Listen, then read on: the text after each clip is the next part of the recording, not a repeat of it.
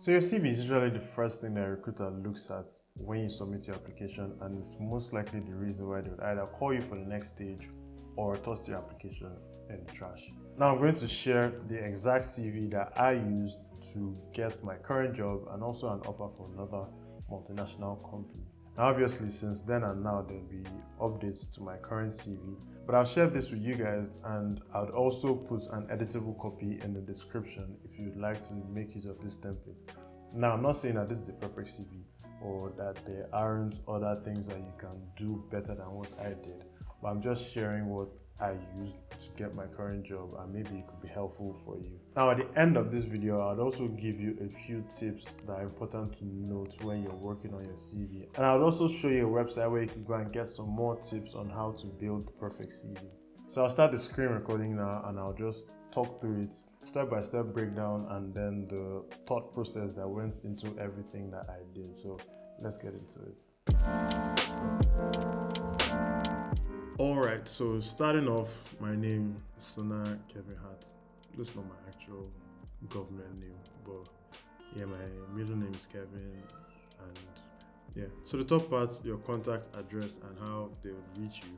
Usually you'd already have shared this as part of the application separate from the CV, but number 7, subscribe to the channel avenue, and then your phone number and email address. So like this video as if it's helpful.com, and then great. So moving on, we go to the executive summary or professional summary. This is usually like your elevator pitch, right? Is the first thing that you want to tell whoever is looking at your CV, and this is where you sell yourself and make the person want to even go through the rest of your CV. For me, I like to think of it like this: the professional summary is divided into 3: who you are, what you've done or what you're into, and what opportunities you're looking for. So let's take a look at this. So I started by saying I am a business operations professional with experience in procurement and supply chain operations, as well as organization-wide operations management in the retail industry, applying data science and business intelligence techniques and foundational business principles to solve real-world business problems. So this is basically who I am, and it's not like it was tailored towards anything, but I can see here that I put a lot of procurement and supply. I used to always wonder why I was offered a supply chain role as mechanical engineering, but I guess I pretty much set that up by what I wrote here. But that's the first part, so who I am. So let's keep going. I am enthusiastic about the applications of machine learning and AI in the corporate environment to forecast operational metrics, streamline supply chain activities, and improve decision making.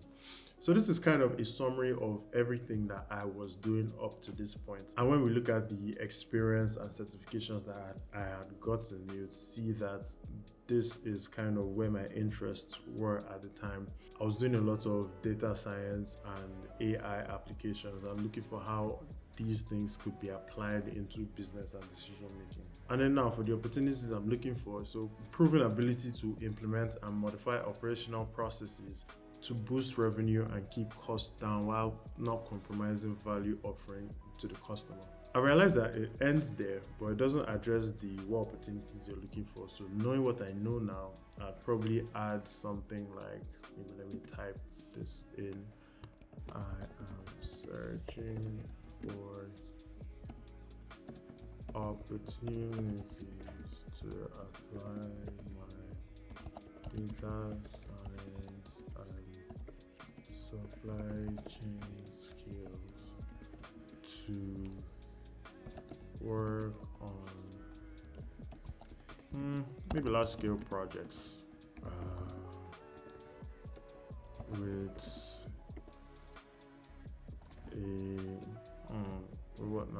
a team of diverse people and contribute neutral value. I don't know, something like that. If you're looking for a specific type of opportunity, you could put it there. For me, I was applying to graduate roles, so nothing particularly specific. But if you're looking for accounting roles, for example, you could go into accounting. If you're looking for marketing or anything like that, you could specify it there.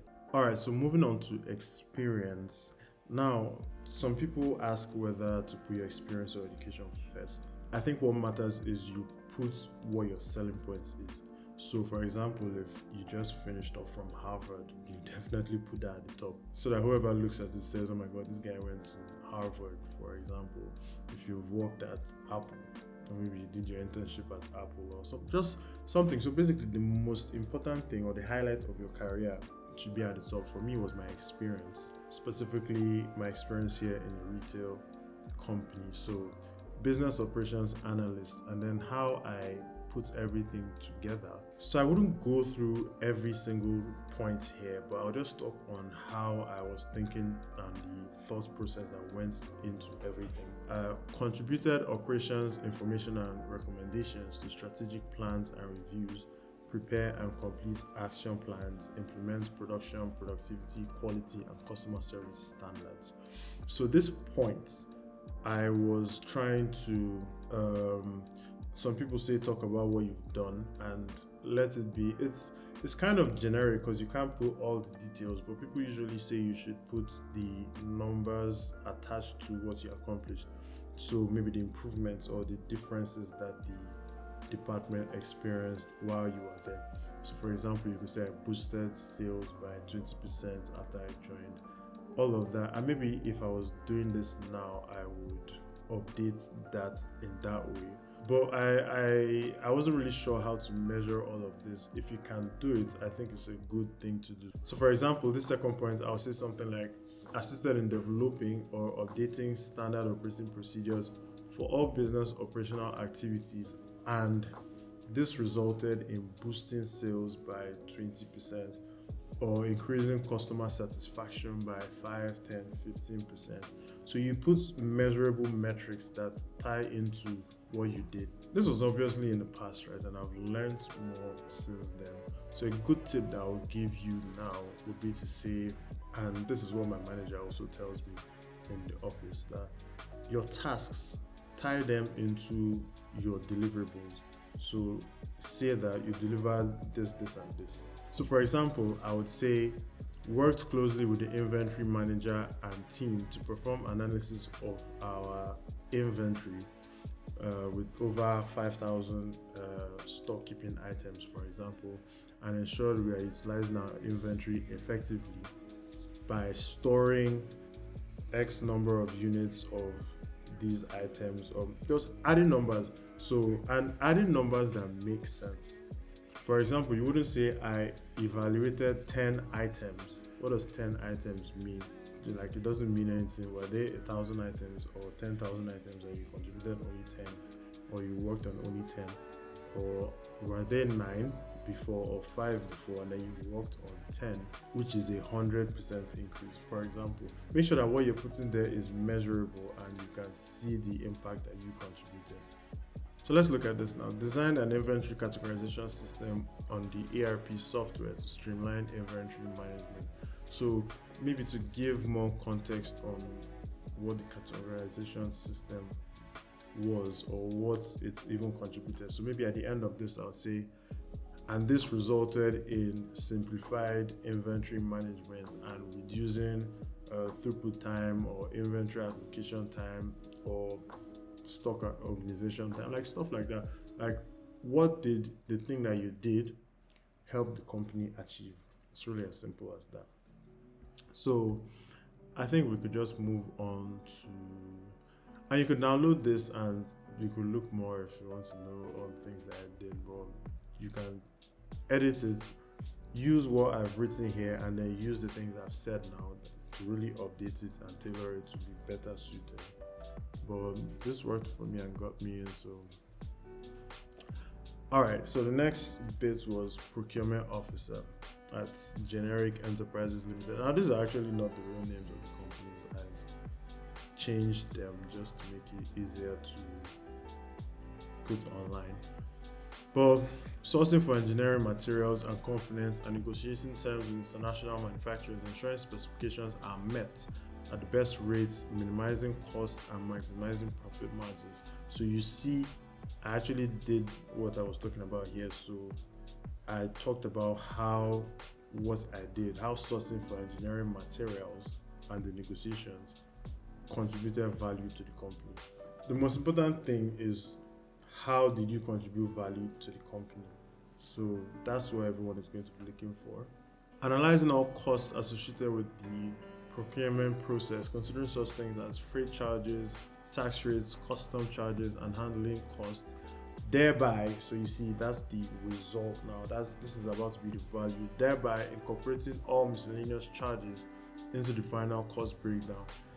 And I would actually add some more here and say that this helps to ensure that we are covering all the costs associated with the whole procurement process when we are submitting the quotes. So to ensure that we maximize profits and we don't eat into our margins. Let's look at something else. Coordinating transportation of sourced components, ensuring speedy delivery to their respective destinations.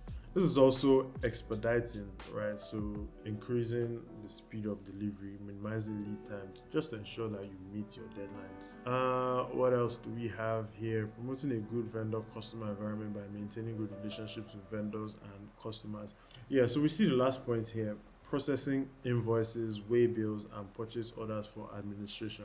I didn't really talk about the value contributed here, but I would say just ensuring business processes are delivered on time, right? That would be the value contribution. Just ensuring that things are going on as they're supposed to, right? It just started raining, so if the audio is noisy, that's the reason. Apologies. But the next bit of experience here is operations coordinator. So this was my mom's company, and I really just used it to cover up the gap in my CV, because this was right before COVID. I actually injured my leg here, and I couldn't work for 3 months, but that's another story. COVID was 2020. I wasn't doing anything, but I was always learning new things. Like I was learning project management, I was learning web development, I was learning digital marketing, and I talked about stuff that you can do, because this was just after school, right? I talked about stuff that you can be doing just after school that will make sure that you're ready when opportunities come, and I will link that in the card up here so you can check that out. But yeah, then NYSC, I was deployed to a school. Most of the words here are kind of fancy, but it was a public school, and yeah, I tried to contribute a bit of value there and just see how I could help the teachers and the students just be better. But you know how it is. I won't talk much there. But yeah, intern at Oil and Gas Limited. Now, this is actually the other place that I got an offer to again now, but I had to turn them down. It would have been great to go back and see everyone that I worked with. I think this was around 5-6 months. But yeah, I worked in the operations team. We were in charge of making sure that the work procedures were properly documented and everyone knew what they were supposed to do. I also spent some time in the workshop. I think I mentioned that somewhere in here, but I worked in the workshop for a bit, and it was a great experience, really great experience, but it just didn't work out for me to go back there at the time. I also feel like they would have offered me a mechanical engineering role. They didn't specify what role in the new offer, but yeah.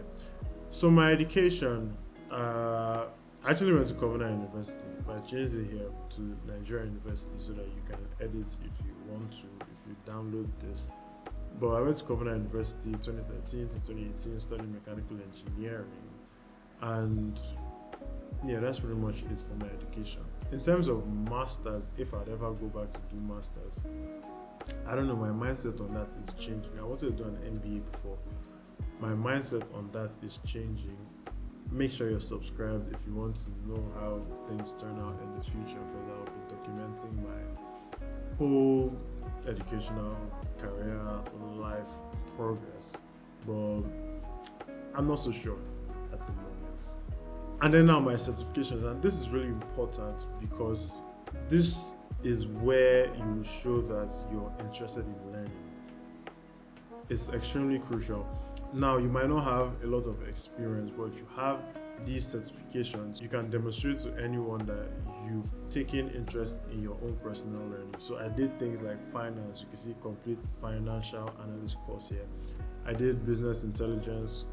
I did the IBM data analyst professional certificate on Coursera. That was a major one. It actually has like 9 courses in it. Business foundations, specialization on Coursera. In view, expected completion August 2022. I never actually finished that, but it is what it is. I'll just leave it there. Same with Python for data science and machine learning.